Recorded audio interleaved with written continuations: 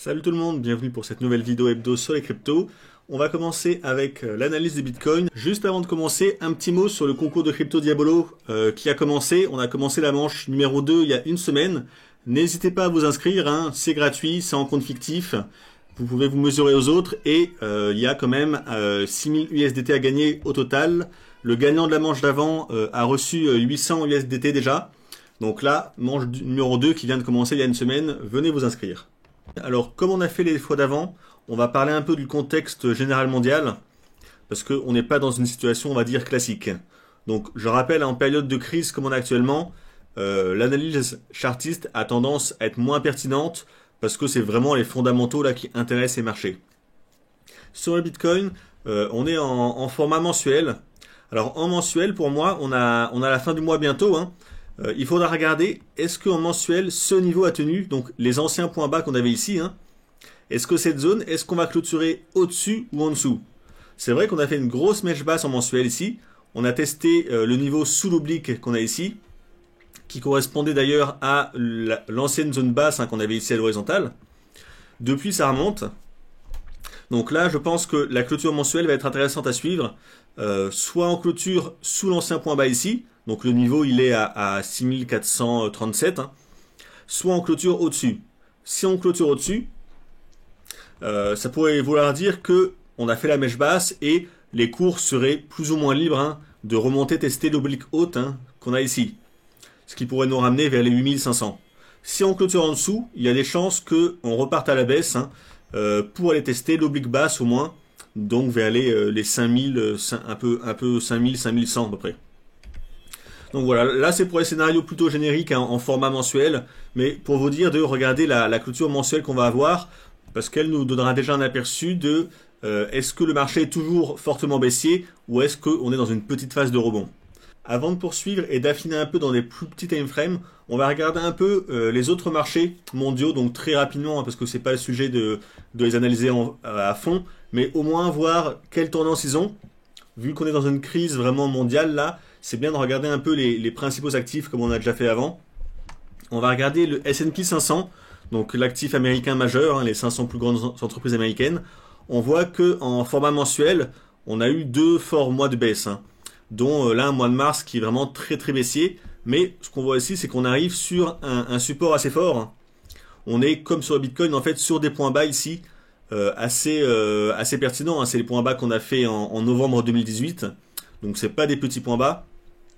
Ce qu'on voit ici, c'est que si jamais on les cassait à la baisse, le prochain niveau de support hein, serait quand même beaucoup plus bas. Si on prend les niveaux à l'horizontale comme ça, ça pourrait encore baisser beaucoup. Donc là, on a une grosse phase de baisse. Pour l'instant, en mensuel, le support tient. Mais vu que les indices hein, sont forcément corrélés à l'économie mondiale, méfiez-vous parce que, comme vous le savez ou pas, les USA sont en train de se prendre la crise de plein fouet. Donc ils sont arrivés dans la crise un peu après nous, mais vu qu'ils n'ont pas pris beaucoup de mesures en avance avec Trump, là ils sont en plein dedans et ça sent pas très bon pour eux. D'une part parce qu'ils ont un système de santé qui est bien moins généreux que les systèmes français et européens en général. À moins que vous soyez riche et que vous ayez une bonne mutuelle privée, ben vous n'êtes pas vraiment couvert. Donc s'il y a beaucoup de malades, ça va être très dur pour eux de gérer ça. Et en plus, en Amérique, il n'y a pas de chômage partiel. Donc ça n'existe pas dans les lois. Ça veut dire que votre patron, il va plutôt être tenté de vous licencier, parce que vu qu'il n'y a pas de chômage partiel, il ne va pas vous garder en poste si l'activité décroît. Donc ça risque encore d'amplifier l'effet économique de la crise sur l'économie américaine. Donc si l'économie américaine doit plonger, les indices vont également plonger. Et donc si les indices plongent, le support ne va pas tenir, et s'il ne tient pas, on voit qu'il y a une grosse marge de baisse encore, donc ça pourrait baisser encore par rapport au niveau où on est actuellement, si on va tester le prochain niveau, il y aura encore 25% de baisse. Et 25% sur le S&P 500, c'est énorme. Si on regarde un peu le CAC 40, c'est pareil, on est sur un gros support, hein. CAC 40, on est sur ce support à l'horizontale, donc le support depuis 2014, hein, donc c'est un gros support. Si on le casse à la baisse, les prochains supports à l'horizontale, hein, c'est le niveau des 2900. Donc là encore, gros potentiel de baisse, sachant que sur le CAC 40, ce mois-ci, On a fait un des plus forts mouvements de baisse qu'on a jamais fait. D'ailleurs, je crois que c'est le plus fort mouvement de baisse qu'on ait fait en mensuel. Hein. Quasiment 35% de baisse entre la mèche haute et la mèche basse. Il me semble qu'on n'a jamais fait autant sur un mois. Donc, on est sur support. Ça peut rebondir d'un point de vue graphique. Mais encore une fois, c'est corrélé à l'économie. C'est corrélé fortement aux indices US. Donc, comme j'ai dit avant, si les indices US baissent, cassent leur support, le CAC 40 va suivre quasiment dans la foulée. Donc, méfiance sur les indices. On voit que la crise n'est pas encore derrière nous, loin de là. Donc, mon sentiment personnel, donc là c'est juste un sentiment, hein, c'est que on va repartir à la baisse sur les indices. Et donc, il y a des chances que ça entraîne également les cryptos vers le sud. On va regarder un petit coup en format hebdo. Alors, en format hebdo, si on affine un peu sur le Bitcoin, on a la même zone qu'on a vu en mensuel. Hein. Pour moi, c'est cette zone qui est importante.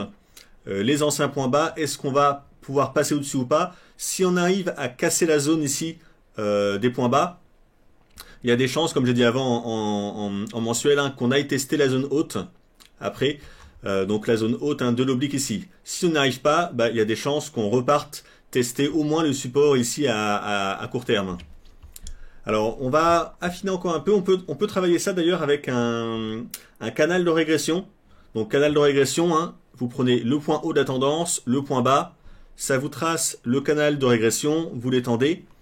Donc, le canal de régression, c'est pas, j'en ai déjà parlé, hein, c'est pas l'outil le plus précis. Ça vous montre un peu en fait la tendance moyenne à la baisse ici. Là, on voit que ça rebondit plutôt bien sur le bas du canal. Ça repart à la hausse et ça nous donne à peu près le même niveau. Hein. Vous voyez la médiane ici, il faudrait qu'on repasse au-dessus pour avoir un mouvement haussier. Mais si on repasse au-dessus, on serait également au-dessus de la zone qu'on a ici. Hein. Donc la zone, elle commence à 6400 et elle finit vers 7000, grosso modo. C'est une zone un peu large. Mais voilà, si on franchit la médiane, peut-être qu'on irait tester l'oblique rouge qui correspond à peu près au haut du canal de régression. Pour l'instant, c'est pas fait. Hein. On l'a testé en mèche, mais le rebond est trop petit pour estimer qu'on va repartir vraiment à la hausse.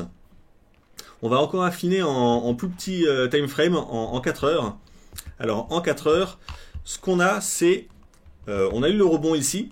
On va essayer de canaliser ce rebond, justement. Alors, si je le canalise, je vais simplement tracer un canal parallèle avec le point bas et le point bas suivant, donc que j'étends. Ça nous fait ça. Et à la hausse, on aurait quelque chose comme ça. Point haut ici, point haut, point bas, point bas. Donc on voit qu'on avait un canal haussier comme ça, et là on est en train aujourd'hui de le casser à la baisse. Donc si je dézoome un peu, un canal haussier comme ça dans une tendance baissière, ça peut s'apparenter à un flag ou un drapeau en français. Je vous montre le schéma théorique pour ceux qui ne connaissent pas. Tendance baissière, un flag qui est orienté vers le haut, et d'un point de vue statistique, quand on a un flag, il y a plus de chances qu'on en sorte à la baisse. Parce que le flag, c'est une figure de continuation de la tendance précédente. Donc tendance précédente baissière, flag haussier, statistiquement on en ressort plutôt à la baisse. Alors il y a un objectif qu'on peut calculer, c'est la taille de la hausse d'avant. Ici en l'occurrence c'est pas très pertinent, hein, ça nous ferait passer sous zéro. Mais le fait qu'on sorte de cette espèce de flag à la baisse, hein, donc on avait une belle tendance baissière en amont, on en sort à la baisse, normalement les cours devraient continuer à la baisse, donc repartir à la baisse. Et on a vu avant la baisse, hein, je repasse en format journalier, à la baisse, ce qu'on peut viser, je pense, c'est le test de l'oblique qu'on aurait ici. Donc l'oblique long terme, hein, je vais la remettre en hebdo, qu'on aurait comme ceci. Donc on n'oublie pas que ça reste une analyse à court terme, hein. Là on est en 4 heures, faut voir si ça va confirmer. Quand on regarde un peu les volumes, on n'a pas énormément de volume sur la cassure, c'est ça qui m'inquiète un peu en fait, parce que normalement quand on a la cassure d'un flag, on a un pic de volume qui nous dit que c'est une vraie cassure. Là pour le coup on n'a pas de volume, on n'a pas un gros pic de volume en tout cas, donc je reste assez méfiant sur le flag. Mais malgré tout, si on regarde aussi ce qui s'est passé avant, on va regarder en format 1 heure même. En format 1 heure, vous voyez là on avait un range énorme. Alors range ou zone de congestion, on est resté bloqué à l'horizontale en latéralisant pendant un grand paquet de bougies. Hein. Si on compte le nombre de bougies, c'était vraiment une grande zone de congestion, de 100 bars, donc de 100 heures, 100 bougies d'1 heure. Et on en sort à la baisse, donc c'est quand même pas rien. Alors peut-être, ce qui peut se passer maintenant, c'est que on va faire un retest de l'oblique et du bas du range, donc c'est simplement un pullback avant que ça reparte à la baisse. Donc pour moi, si ça remonte dans cette zone, entre 6460 et jusqu'à 6600, grosso modo, parce que des fois il y a des petites mèches hautes qui retestent, c'est une zone plutôt pour vendre. Donc va falloir suivre ça dans les prochaines heures. Hein. Si on teste cette zone, ça peut être un niveau de vente. Là, on voit qu'à court terme, on est en train d'hésiter pas mal. Là, on a 3 chandeliers d'hésitation. Quand on a ça, c'est ce qu'on appelle une structure en haute vague avec les chandeliers japonais. Ça montre l'indécision. On peut voir un exemple hein, ici d'une structure en haute vague. Donc c'est l'indécision. Vu que c'est l'indécision, on ne peut pas le trader tel quel. Mais on peut quand même guetter ce qui va se passer. Si on ressort de la zone d'indécision ici par le bas, bah, ça peut être le moment de prendre une vente pour essayer de jouer la baisse. Parce que si on a indécis dans la zone et qu'on finit par sortir de la zone par le bas, en général, c'est que ça va poursuivre par le bas. Si on en sort par le haut, c'est plutôt un signal de poursuite haussière, à court terme, hein, je parle. Mais ça ne sera pas intéressant pour moi à trader parce que, comme je vous ai dit avant, cette zone, si on y arrivait, ça serait une bonne zone pour shorter, pour vendre. Donc, je ne vais pas prendre un achat ici juste pour prendre 2-3% à la hausse. Donc la hausse ne m'intéresserait pas pour le coup. Donc voilà pour le Bitcoin. On va passer maintenant à l'Ether.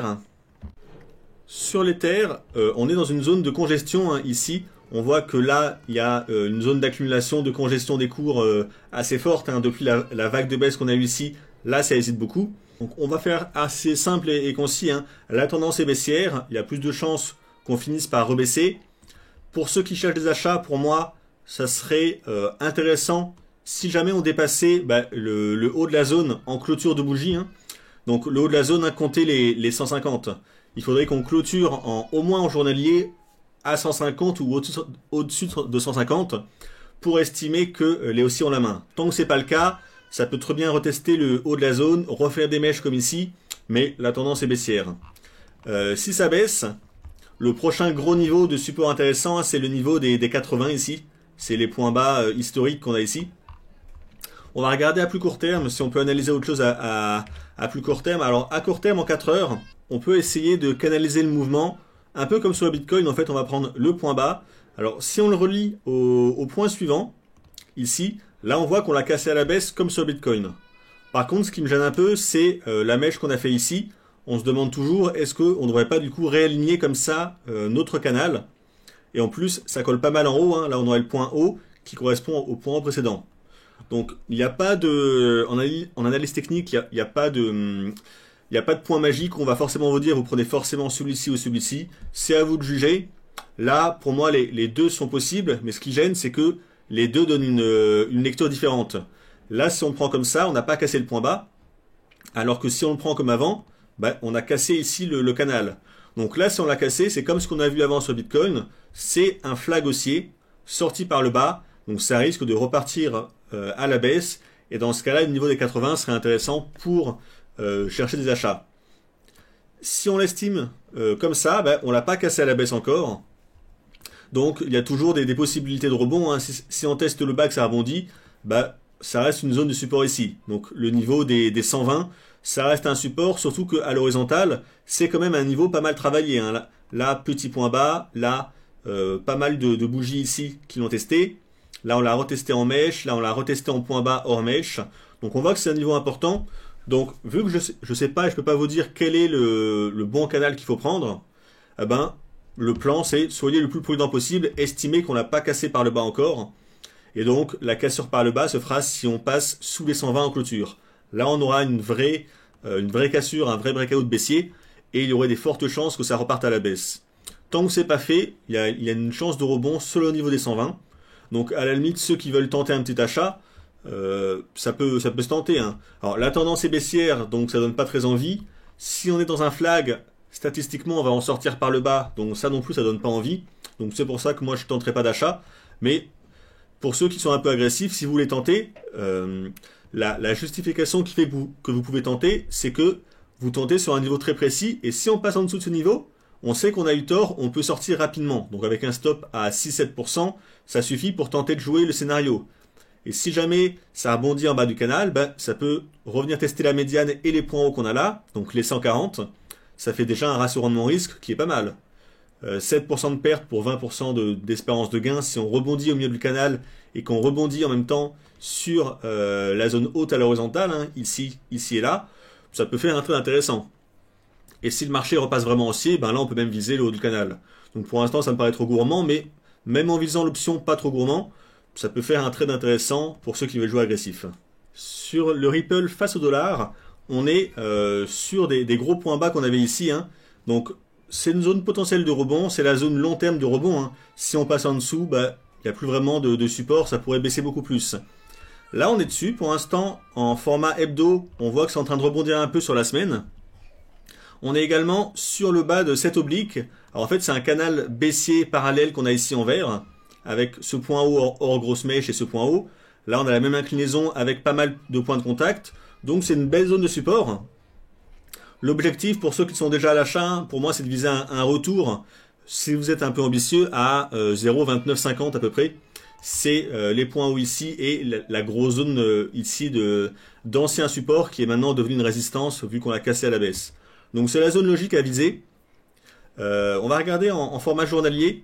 En format journalier, ce qu'on a, on va regarder, on est en train de rebondir. On a cassé cette oblique ici en gris. Donc c'est plutôt un signal haussier. Par contre, attention, après une cassure d'une oblique, on peut avoir un retest de l'oblique avec un throwback dans ce sens. Donc on va regarder même en 4 heures pour vraiment affiner. Alors en méfiance, hein, qu'on ne soit pas dans un espèce de flag comme sur le Bitcoin et l'Ether qu'on a vu avant. Là, on ne peut pas vraiment tracer de flag, ça ne le fait pas, c'est moins propre. On peut tracer plutôt une espèce de zone de congestion comme ça, vous voyez, avec point haut, point bas, avec des cours qui latéralisent. Et là, quand même, on en sort plutôt à la hausse. On est en train de retester les points hauts. Donc c'est vrai que la config est intéressante, hein. Si on estime que là c'est un range, eh ben, on est sorti du range à la hausse. Et là, on est en train de faire un throwback sur l'eau du range. Donc, ça peut repartir à la hausse. Donc, on voit qu'il y a deux scénarios possibles. En 4 heures, soit on fait simplement un retest ici du range. Donc, ça veut dire que ça va repartir rapidement à la hausse. Soit, si on repasse en format journalier, bah, dans le pire des cas, on pourrait, comme j'ai dit avant, retourner tester l'oblique ici, qui correspondrait également à un retest, hein, de cette oblique en vert et du niveau horizontal ici. Donc, c'est pas impossible. Donc comment savoir quel scénario est le bon? Bah, on n'est pas magicien, on ne peut pas savoir. Là, il faut faire jouer le ratio rendement-risque pour vos trades et selon votre appétence au risque. Si vous êtes très prudent, bah, attendez qu'on teste la zone ici, hein, des 0,14 pour tenter le coup. C'est là que vous aurez le meilleur prix. Par contre, si ça part maintenant, bah, vous ne serez pas dedans, mais vous n'aurez rien perdu. Donc vous aurez rien perdu tout court. Donc c'est pas gênant en soi. Soit vous êtes un peu plus agressif, vous voulez tenter de jouer la config qu'on a vu en 4 heures, hein, en estimant que là on avait un range et qu'on est sorti par le haut, donc vous voulez acheter quand on le reteste, hein, là c'est simplement le throwback. Bah dans ce cas-là, il faut acheter maintenant. Mais si vous achetez maintenant, forcément, on ne peut pas placer le stop sous les points bas qu'on a là, ça fait beaucoup trop cher. Hein. Donc là, il faut tenter avec un stop assez serré. Hein. Encore une fois, 6-7% c'est bon. Là, on est revenu sur le haut de la zone. Il peut y avoir une petite mèche en haut du range. Mais si c'est bien une cassure de range ici qu'on a eu, les cours sont pas censés réintégrer profondément le range. Donc il faut qu'il rebondisse maintenant avec peut-être une petite mèche basse. Et si vous faites ça, bah, on voit que ça fait un bon ratio rendement-risque. Hein. Si on vise la zone dont je parlais au-dessus, vers les 0,2750, eh ben, le ratio rendement-risque il est énorme. Là, on a 11 pour 1. Si ça marche pas et que vous faites sortir, eh ben, vous laissez les cours baisser. Et quand on reviendra dans la deuxième zone qu'on a vu avant en journalier vers 0,14, eh ben, vous pourrez reprendre un trade et retenter parce que ce trade qui n'a pas marché vous aura pas coûté très cher. Donc voilà pour XRP face au dollar.